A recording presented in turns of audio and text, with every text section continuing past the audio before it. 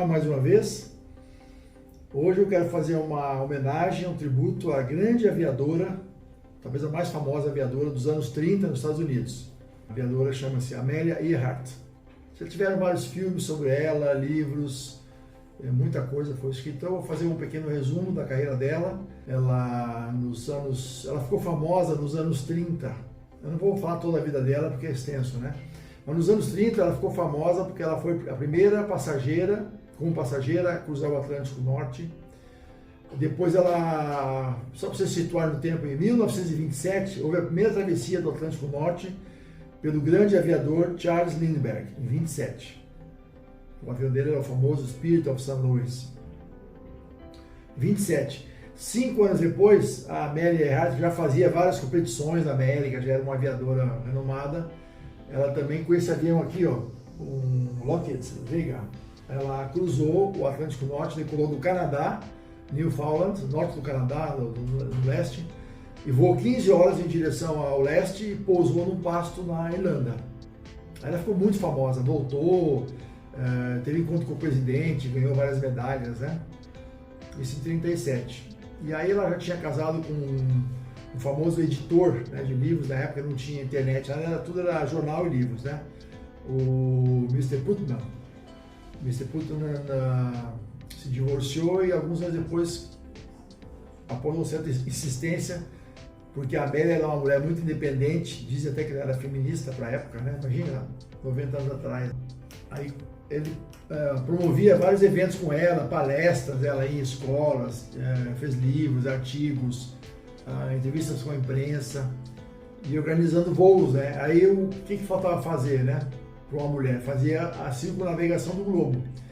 Primeira tentativa ela fez voando para o oeste, aí decolando do Havaí, ela teve um acidente e na decolagem o voo acabou ali. Aí o avião voltou para os Estados Unidos, era um Lockheed Electra 10, a foto está aqui dele, ó, esse avião aqui.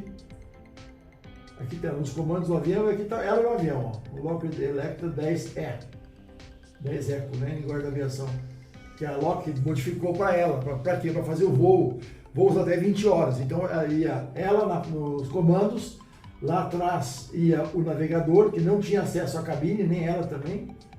Ele tinha uma escotilha aqui que ela entrava direto no cockpit. E atrás eram os tanques de combustível, né, para fazer esses voos de 20 horas. Aqui está no comando do avião. Aí ela voltou para os Estados Unidos, reparou o avião e aí fizeram outra tentativa em junho de 1937, voando para o leste. Aí ela voou, faltava 2 etapas para acabar o voo, ela já tinha voado 20 mil milhas, né? Passou no Brasil, inclusive, né, para cruzar o oceano para a África. E na penúltima etapa, que era um voo decolando de Lae, na Nova Guiné, Papua New Guinea, né, da Nova Guiné, um voo de aproximadamente 20 horas para pousar numa ilha Howard. Ela ia reabastecer e depois ia prosseguir para o Havaí e depois Estados Unidos. Nesse voo estava ela, os comandos e o navegador, o Fred Nuna, que tinha sido da Panamérica, era um renomado navegador. Ele era, além de piloto, ele era piloto de navio também.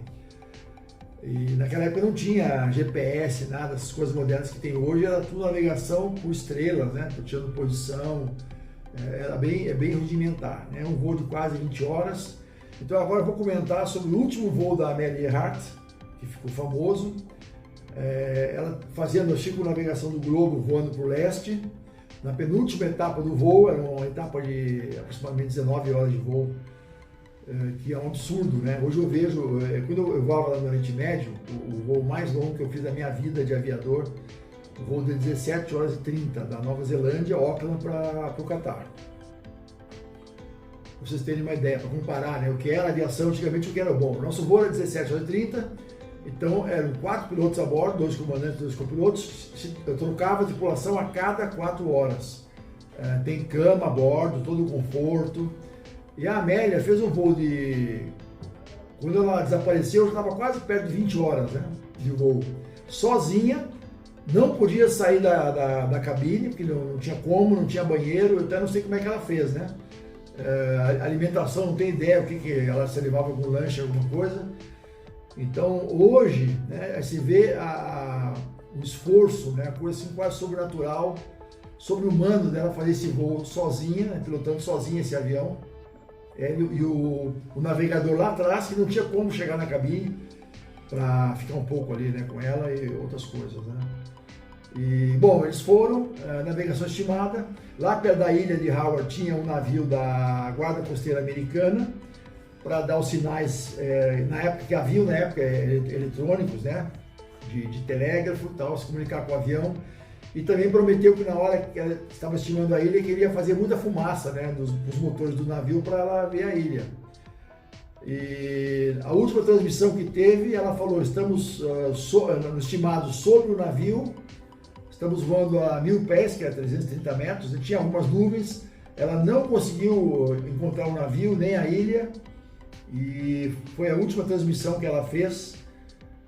Aí passou 1 ou 2 horas, se iniciou uma grande busca que a Marinha Americana fez, procuraram durante 2 semanas, toda a volta da ilha, ali por centenas de milhas, e não se encontrou até hoje. Eu estava lendo ontem uma reportagem muito boa no National Geographic, aqui ó, você pode colocar lá, se você colocar o último voo da Amelia Earhart, o inglês, né, Last Flight of Amelia Earhart, tem esse artigo muito bacana aqui na National Geographic, na internet, que conta em detalhes. O que eu percebi ali, por tudo que foi comentado nesse artigo, o avião da Amelia tinha vários equipamentos eletrônicos, os mais modernos da época, só que os equipamentos da aviação, do avião dela, não se comunicavam perfeitamente com a Marinha, inclusive até o horário que a Marinha usava não era o dela, então se criou uma grande confusão. E eles nunca conseguiram estabelecer comunicação com o navio. Se estabelecesse comunicação, teria como tirar a posição, né, do avião dela e ajudá-la a achar a ilha. Então, nesses comentários que foram feitos, é uma coisa muito técnica, né, de vários equipamentos que tinham, as bandas de rádio que operavam os equipamentos da Amélia, e também na saída lá, devido pressa, alguma coisa de horário, ela não teve tempo, isso está no artigo, não é a minha opinião, de fazer cursos assim para dominar perfeitamente aqueles equipamentos, e o navegador também. E isso acabou ocasionando que eles não acharam a ilha, não acharam o navio, e até hoje, quase 100 anos depois, né, não se encontrou nada da Amelia Earhart e do Fred Noonan. Mas, de qualquer maneira, eu presto meu tributo à Amelia Earhart, uma grande heroína da aviação, no começo da aviação, anos 20 e 30. Ela foi de grande importância, até fez campanha para popularizar o transporte aéreo naquela época, que era muito precário, não tinha. Então, eu estou aqui prestando meu tributo, a minha homenagem a essa grande aviadora, Amelia Earhart. E para quem se interessar, no ano 2009 foi feito um filme muito interessante com a vida dela, chamado Amélia. Então tá aí o registro. Se gostaram, não se esqueça de deixar seu like e se inscrever no canal. Muito obrigado.